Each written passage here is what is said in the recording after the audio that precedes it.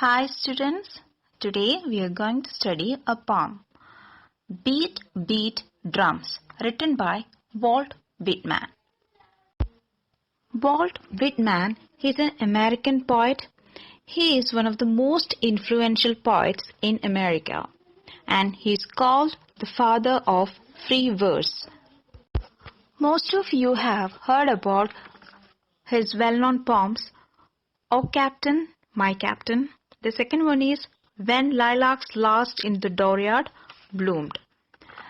So the last poem is an elegy written to mourn the death of the then President of America, Abraham Lincoln. The circumstance which led to write the poem Beat, Beat, Drums was the outbreak of the American Civil War. American Civil War എന്ന് പറയുന്നത് 1861 തൊട്ട് 1865 വരെ നീണ്ടു നിന്നിരുന്ന ആഭ്യന്തര യുദ്ധമായിരുന്നു. It was the war between northern state and the southern states. Northern സ്റ്റേറ്റിനെ represent ചെയ്തത് Abraham ലിങ്കണും southern സ്റ്റേറ്റിനെ റെപ്രസെന്റ് ചെയ്തത് ജെഫേഴ്സൺ ഡേവിസുമായിരുന്നു. So it was fought over the moral issue of slavery. The southern states wanted to break off and form their own country where slavery could be preserved. American Civil War outbreak ആയപ്പോൾ Walt Whitman ന്യൂയോർക്കിലായിരുന്നു. In 1862, അദ്ദേഹത്തിന്റെ brother George, who was a soldier, wounded in war front. And Walt Whitman went to Washington to nurse him. He continued as a hospital volunteer throughout the war, nursing other wounded soldiers. So during this period, he had written a number of works relating to American Civil War.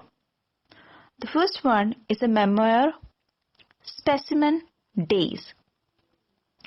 Another work is Drum Taps. And we have already said about an elegy written to mourn the death of Abraham Lincoln. It was When Lilacs Last in the Dooryard Bloomed. So the first one is a memoir, Specimen Days. Second one, Drum Taps. Third one, an elegy, When Lilacs Last in the Dooryard Bloomed. After the war, Whitman stayed in Washington working as a government clerk and continued to write. He tried to capture the spirit of America in a new poetic form at this time. Beat, Beat, Drums by Walt Whitman is a 3-stanza poem that employs no visible rhyme scheme, and the trio of stanzas are ordered into groups of 7 lines each. Now we can go through the lines. Beat, beat, drums, blow, bugles, blow. Through the windows, through doors, burst like a force of armed men. This first stanza wastes no time in diving into the military concepts by calling on the drums and bugles, both of which are instruments that have historically been linked to military orders and directions. Within that first line, Whitman brings the reader to those concepts to introduce the setting in a clear tie to battle. You might have also noticed that our speaker seems a tad excited. There are only 6 words in the first line, but each word gets its own exclamation point. So coming to the second line, our speaker seems to be commanding the instruments to burst through doors and windows. Well, we guess he is probably commanding them to play so loud that the sound burst through. One thing is sure, there's a definite sense of this being an intrusion. The music is not knocking and politely asking to come in. It is bursting down the doors and windows and coming in. And in the second line, we can notice that a simile, like a force of armed men. Going to the next lines. into the solemn church and scatter the congregation into the school where the scholar is studying. Our speaker continues his imperatives, his directions, his commanding, telling the music to burst into the church and the school. This music really doesn't respect any boundaries. It's going into places of worship and study. Our speaker is not using a polite word. He is giving command to the music to interrupt the school things or to interrupt the congregation happening in the church. And it's not going in to hang out. It's all about disturbing others. It scatters the congregation happening in the church and it disrupts the studying in the school. And in the third and fourth line, we could see the repetition of the word into. At the beginning of both of these lines, the word into is repeated. This is called an anaphora. A-N-A-P-H-O-R-A.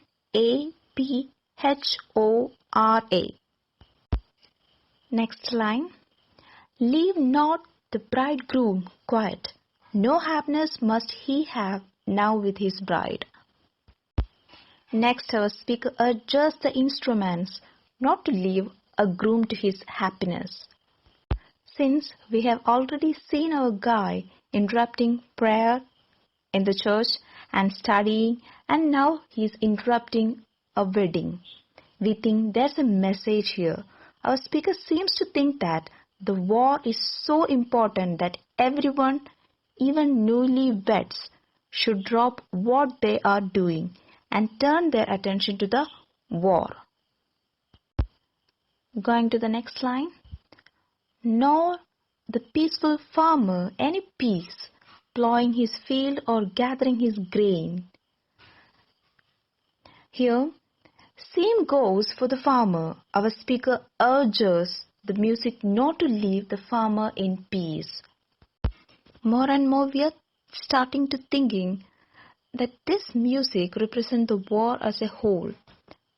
Wars have a way of interrupting daily activities, even really important ones like growing food. Farmers, more and more we are starting to think that this music represents the war as a whole. Wars have a way of disrupting daily activities, even really important ones like growing food. After all, in war, farmers get enlisted and crops get stolen and fields are burned. Even peaceful people are not left in peace. Last line of this stanza. So fierce you whirl and pound, you drums so shrill you bugles blow. Here, our speaker tells us that the reason the groom and farmer can't have any peace and happiness is because of how powerfully the drums and bugles play. That word whirl not only conveys a sense of speed, but it also makes the drums sound almost mechanical. Our speaker is already referring to the drums as if they are playing themselves, because this music is inevitable and unstoppable. Even those who have reason to be content will suffer from the effects of the war as the music of battle continues. Summary of the first stanza is this. When the poem begins, our speaker urges drums and bugles to play their music, and to play it so loudly and powerfully that it bursts through doors and windows like an armed force into churches and schools. He urges the instrument to not even leave newlyweds or farmers in peace. Second stanza. Beat, beat drums, blow bugles blow, over the traffic of cities, over the rumble of wheels in the streets. The speaker again urges the drums and bugles to play. The speaker is repeating the line to ground the reader once more in the battle itself. which is the central theme of the poem. Our speaker is talking directly to the instruments. He's not talking to the people, those who are playing it. He's talking to the inanimate objects, the drums and bugles. Here, the people are completely out of the picture. It's just the instruments and their wild, disruptive music. This time, our speaker urges the music to play over the sounds and traffic of cities. By putting the music over cities, not just one city, we really get a sense of the scope of this war. This is going on all across the country, and we all know that the country mentioned here is the USA. Going to the next line.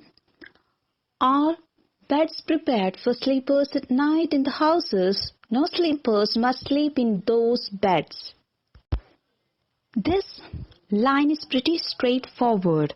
Our speaker asks, are beds prepared for sleepers at night? And he is commanding that no one should be allowed to sleep in those beds. He says, like with the farmer and the groom, it seems that nobody will be allowed to get any rest. Again, we wonder if our speaker gives this command because he wants it to happen. It seems pretty adamant.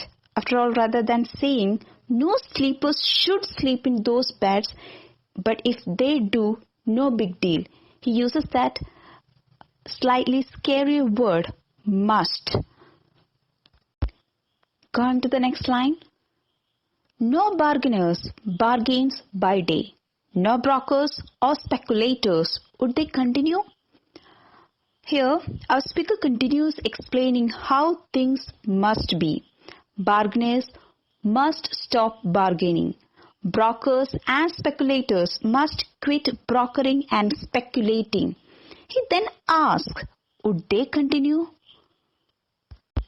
That question seems pretty pointed.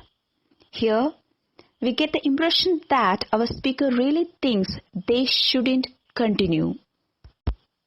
By this point, it's pretty clear that our speaker thinks no one ought to be able to carry on normally during a war. Let's see what we have got so far.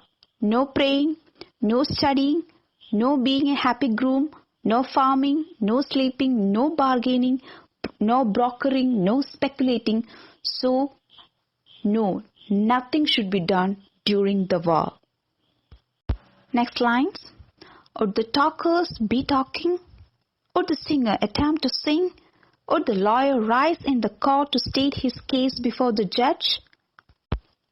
Our speaker keeps up the pointed rhetorical questions asking if talkers, singers, and lawyers would all continue at their normal tasks in the face of the war.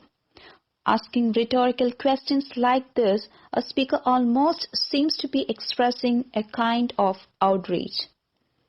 Who would dare go on living life normally when a war is ripping the country apart? And another thing, we can see that the repetition of the word would. Since the word is repeated at the beginning of consecutive lines, so we can say that it is anaphora, A-N-A-P-H-O-R-A. So now we can add the following to our list. No talking, no singing, no doing your job. Our options are starting to seem pretty limited here. Next line. Then rattle quicker, heavier drums and bugles wilder blow. Our speaker speaks to the drums and bugles, telling them that if people do try to keep on with their daily activities, then the instruments must play still faster and louder. We can't say that we get any sense of our speaker's politics or whether he thinks there should be a war, but he makes it pretty clear that he wants everyone to stop what they are doing and give the full attention towards war. Summary of stanza 2. Then, as if on repeat, the speaker again urges the drums and bugles to play. This time he describes their sound, hoping it will reach across the city. The music should keep people from sleep at night, keep them from their work during the day. If people try to carry on with their daily business, the instrument should play still louder and wilder. Don't let them get away with that. Stanza 3. Beat, beat drums, blow, bugles blow. Make no parley, stop for no expostulation. Again, our speaker urges the drums and bugles to play. They shouldn't even stop for conversation or make any explanations. So even if our speaker wants everyone to drop what they are doing and pay attention, it's not for an explanation. He makes a command to those war instruments to make no parley or stop. Continue beating the drums and blowing the bugles. Next line. Mind not the timid, mind not the weeper or prayer. Here, our speaker now tells the instruments to pay no attention to people who are uncertain, crying or praying. Again, we couldn't analyze our speaker's emotions and intentions. They are kind of hard to read. It could be that he honestly thinks these sad and frightened people should be ignored. Maybe he is thinking that this being the time to sacrifice and get into the war effort. Mind not the old man beseeching the young man. Let not the child's voice be heard, not the mother's entreaties. Recruit, recruit. So, our speaker tells the instruments not to pay attention to an old man pleading to a young man. Perhaps an old man, maybe an old father, begging his son not join the army. Whatever it is a probably heartbreaking scene.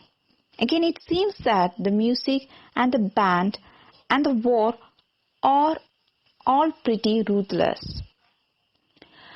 Our speaker also wants the music to cover up the voices of children and mothers, and he urges the military band to recruit men for the war. Now things are little clear. Men are being recruited to fight in the war. The fathers and sons are enlisted. Never mind how their children, wives and mothers feel about it. This is really hard to read. We picture the mother and children screaming out and being totally and completely ignored. It seems harsh, but by mentioning the child and the mother, our speaker calls our attention to them. It gives some emotion to the otherwise rhythmic and feelingless war that we have seen so far in this poem. So in a weird way, even while he's saying their voices shouldn't be heard, he's highlighting their suffering. But then it's a cutoff, just like that with those harsh words, recruit, recruit, meaning to recruit men for the war. Coming to the next lines. Make the very trestles shake under the dead, where they lie in their shrouds awaiting the hearses. So strong you thump, O terrible drums, so loud you bugles blow. Now, our speaker wants the drums and bugles to play so powerfully that the very foundation shakes under some dead folk. As we can see the weeper or the prayer, the old man beseeching the young man, the child, the mother, and the dead, all are brushed off as almost irrelevant pieces of war's equation, who are not to be minded at all. This difference in atmosphere of the poem seems to mirror war at its cruelest level yet, that it pities no one and offers no comfort as the terrible drums play on. And in the last lines, our speaker is no longer giving an imperative. Now he seems to just be observing. Once the war is in full swing, there is just no ignoring it and definitely no controlling it. It's worth noting that in this final stanza, there seems to be a reference to families divided during the American Civil War. Summary of stanza 3. In a shocking turn of events, our speaker again urges the music to play powerfully, this time specifying that it should not stop for any conversation or explanation. He urges the instruments not to pay any attention to people praying, weeping, or beseeching, and tells the music to recruit men into the army, regardless of what their children or mothers might say. Finally, he urges the instruments to shake even the supporting beams that lie under the dead. Well, we definitely get the. In this poem, Whitman has given a viewpoint of war that could be clear, that it affects everything, and that it can effectively take our very humanity from us. Thank you.